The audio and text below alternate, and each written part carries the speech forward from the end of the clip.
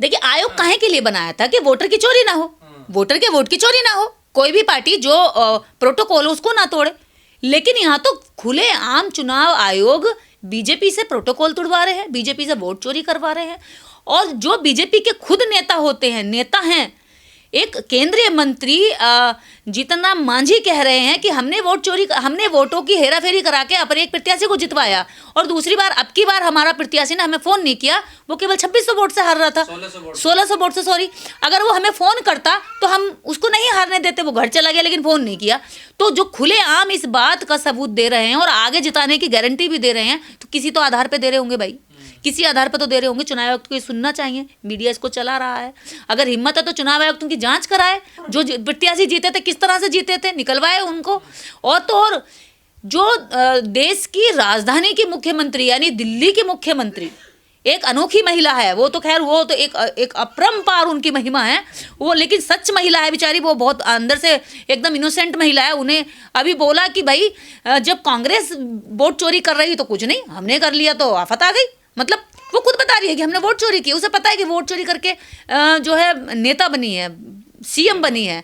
अब मुझे ये समझ में नहीं आता कि मोदी जी ऐसी ऐसी महान हस्तियों को, महान विभूतियों को कहाँ से ढूंढ के लाते हैं कि वो इन्हीं की पोल पट्टी खोल देते हैं खुले मंच पर। तो फिर भी विपक्ष तो कुछ नहीं कर पा रहा ना।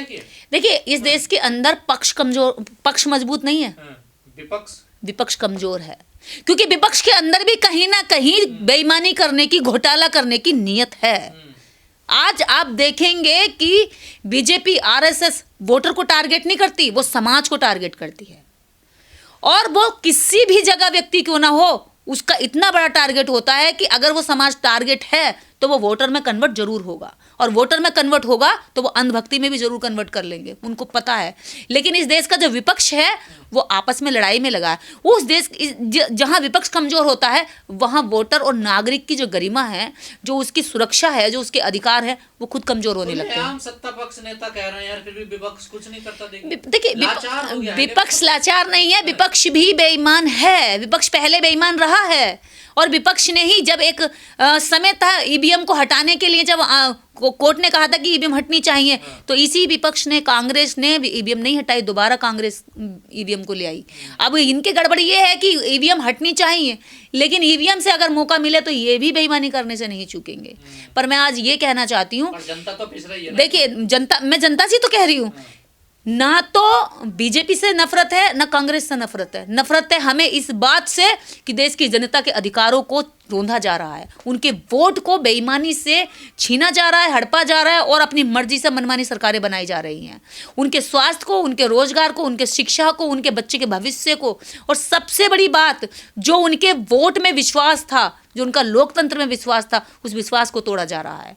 तो ऐसी जो भी पार्टियां चाहे पक्ष में हो या विपक्ष में है, दोनों के ही लिए जनता को चेतावनी देनी चाहिए कि जनता इतनी मूर्ख नहीं है कि आप बनाते रहेंगे और हम बनते रहेंगे। यहाँ पर पक्ष और विपक्ष की लड़ाई चलती रहेगी, लेकिन जनता क्या कर रही है? जनता भी तो ऐसे लोगों को चुनकर लाती है जो उनका ही शोषण करें, जो उनकी ही जमीनें छीने, जो उनके ही घरों पे धावा बोलें। मेरी जाति का नेता, मेरे धर्म का नेता, धर्म का राजनीति वाले नेताओं को आपने वोट दिया, आज वो लोग धर्म की आग में आपके अंदर की मानवता को धीरे धीरे मार रहे हैं। डेमोक्रेसी की सरेआम धज्जियां उड़ाई जा रही हैं। देखिए डेमोक्रेसी क्या होती है? डेमोक्रेसी, सबसे बड़ी जो डेमोक्रेसी बनती है वो वोट से बनती है। डेमोक्रेसी क्या होती है? आज़ादी होती है। नागरिक की आज़ादी ही डेमोक्रेसी है। नागरिक की स्वतंत्रता को डेमोक्रेसी कहा गया। अगर उसके अंदर ये भी, उसे इतनी भी स्वतंत्रता नहीं है कि वो उसके वोट चोरी की आवाज़ संसद से नहीं उठ रही है तो वो धरना दे सके, कहीं प्रदर्शन कर सके, ऐसा भी करने पर लाठियां भांजी जाती हैं, तोड़ दी जाती हैं, हड्डी हड्डी डाल दी जाती हैं, जेल में डिटेन कर लिया जाता है। तो कहे कि स्वतंत्रता है, डेमोक्रेसी में स्वतंत्रता नहीं है तो क्या बचता है? फिर तानाशाही बचती है ना। तो तानाशाही बच रही है भैया, तानाशाही चल रही है। यहाँ पे अगर आप जाएंगे अपने रोजगार की लड़ाई लड़ने तो सरकार मार के भगाएगी। आप जाएंगे यहाँ पर लोगों से अपनी जो आपके एग्ज़ाम देते हैं वो एग्ज़ाम, पढ़ा लिखा रोजगार मांगने जब युवा जाता है तो लाठियाँ भांजी जाती हैं। एग्ज़ाम देता है, पेपर लीक हो जाता है, उसके बाद आवाज़ उठाता है तो लाठियाँ भांजी जाती हैं। यहाँ पढ़ने जाता है तो उस पर इतनी महंगी फीस की गाज मारी जाती है कि वो फीस नहीं भर पाता। बीमार हो जाता है तो इतनी महंगी दवाइयों की मार मांगी जाती है कि ज़मीन और दौलत बिक जाती है। सरकारी अस्पताल जाए तो इलाज नहीं होता। प्राइवेट हॉस्पिटल जाए तो इलाज के साथ में उसका सब कुछ चला जाता है। तो ये जो देश की जनता है वो सोचे कि आपने कैसे नेता, कैसी पार्टियों को चुना है जो आपके अधिकारों को लगातार खत्म कर रही हैं। साथ ही साथ आपके, अभी आपने देखा होगा राघव चड्ढा एक बिल लेकर आए हैं, एक पर्सनल बिल लेकर आए हैं कि कोई भी व्यक्ति किसी भी धर्म के खिलाफ कोई आवाज़ उठाए तो उसे तुरंत जेल में डाल देना चाहिए। वाह भाई वाह, राघव चड्ढा ने कुछ अच्छे बिल पेश किए, कुछ अच्छी चीज़ें, मुद्दे उठाए, हमने उनको समर्थन दिया, लेकिन यह आदमी एक ऐसी घटिया सोच का व्यक्ति निकला। आप बीजेपी को तो कह रहे हैं कि बीजेपी जो है हिंदू, अगर आप बीजेपी को ट्रोल करते हैं तो एंटी हिंदू या एंटी सनातनी क्या उनको जेल डाला जाता है, लेकिन आप तो उससे भी खतरनाक और बेहद डेंजर बिल लेकर आए हैं जनता के खिलाफ कि आप तो सीधे कह रहे हैं कि भाई वो तो बुलडोजर चलाते हैं। आप ऐसा बिल ला रहे हैं कि बुलडोजर तो नहीं चलेगी लेकिन आपका घर जरूर होगा, पर घर में आप नहीं होंगे, आपको जेल में रहना पड़ेगा। तो ये कैसे लोग हैं, कैसे लोग हैं कि विपक्ष पक्ष को गालियां भी दे रहे हैं और पक्ष के समर्थन का काम भी कर रहे हैं। मतलब विपक्ष में रहकर भी जो है ये नेता पक्ष की राजनीति कर रहे हैं। क्यों? क्योंकि इनकी सोच, इनके विचार, इनके एथिक्स बिल्कुल वैसे ही हैं जो इस समय पक्ष वाली पार्टी चला रही है। तो रूलिंग पार्टी के साथ इन लोगों का टाई अप है। ये बस जनता फुटबॉल है, कभी इधर लुढ़केगी तो कभी उधर लुढ़केगी। ये आपस में खेलते हैं कि भैया इतने दिन हमने चला लिया, अब तुम्हारे हाथ में दे रहे हैं। अंग्रेजों से तो आज़ादी मिली, लेकिन ये काले जो इस देश के अंदर विदेशी रह गए हैं, इन लोगों से अभी देश की जनता को आज़ादी लेनी बाकी है, और उसके लिए आपको शिक्षा और अपने अधिकारों की जानकारी बहुत ज़रूरी होनी चाहिए। देखिए, एक मंत्री खुद जब ये बात स्वीकार कर रहा है तो आप सोचिए कि अब तक के दिए गए सबूत जो चुनाव आयोग को दिए जा रहे हैं लगातार, अब उन सबूतों पर क्या सवाल उठाया जा सकता है। यानी एक एक सबूत बिल्कुल सही आधार है कि वोटों की चोरी की जा रही है, चोरी की जा रही है, गड़बड़ की जा रही है। और सबसे बड़ी बात जो इस तरह से जीतन राम मांझी कह रहे हैं वो बिल्कुल सही कह रहे हैं। वो आदमी अंदर से जो है सच बोलते हैं, और उन्होंने ये सच्चाई भरे मन से बोल दे, क्योंकि अंदर का भला आदमी जो कई बार बातें करते करते बस अंदर की चीज़ें निकाल देता है।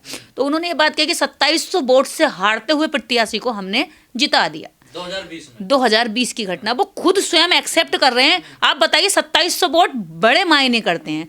बिना वहाँ के प्रशासन के, बिना डीएम के, बिना वहाँ पे जो ड्यूटी में अधिकारी होते हैं उन्हें फ़ोन किए बिना या उन्हें मैनेज किए बिना ये 2700 वोट कंप्लीट नहीं किए जा सकते थे। तो कहाँ कहाँ धांधली की होगी ये खुद जानते होंगे अधिकारी, और समझ रहे होंगे कि मैं क्या कह रही हूँ। अधिकारियों पे पूरा प्रेशर होता है। सबसे ज़्यादा जो टारगेट दिया जाता है वो डीएम को दिया जाता है, और डीएम नीचे के अधिकारियों को टारगेट देता है कि तुम्हें ऐसे करना है।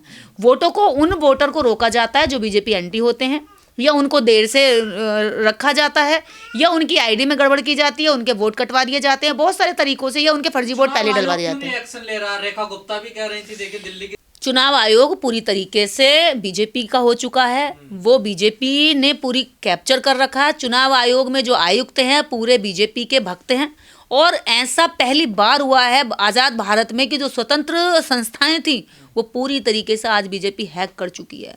केवल पैसे के दम पर, चंदे के दम पर, केवल इस दम पर कि बीजेपी हर अधिकारी की एक फाइल बनाकर रखती है, और उस फाइल के दम पर अगर वो नहीं करेगा काम तो ईडी का, इनकम टैक्स का छापा पड़ जाएगा। तुम्हारे घर में सुबह पता चला 20 अधिकारी ऐसे रेड मारेंगे कि तुम्हें पता नहीं चलेगा कि कहाँ बैठना, पूरा दिन सुखा देंगे तुम्हें बिठा करके। घर के अंदर दबा सारा सोना चांदी पैसा रुपया सब निकाल लेंगे, और तो और तुम्हारे बीवी बच्चा बेटी जिसके नाम संपत्ति होगी वो भी ढूंढ डालेंगे। तो इसलिए चुनाव आयोग ये नहीं कर सकता, और करेगा भी किस मुँह से। खुद चुनाव आयुक्त जो है हंस रहे हैं कि भाई हम बहनों की, बेटियों की वीडियो नहीं दिखा सकते। अरे कितनी बेकार सी बात कह रहे हैं, कितनी नॉनसेंस बात है।